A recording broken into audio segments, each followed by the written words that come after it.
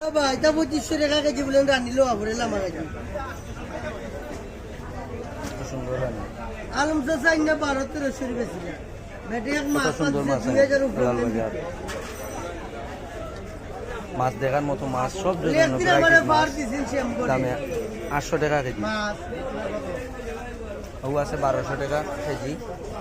তো সুন্দর মাছ আছে কাঁচা লাইয়া বাইন সব ধরনের মাছ দেখার মতো মাছ আছে লাড়িয়া মাছ 400 মাছ 700 টাকা কেজি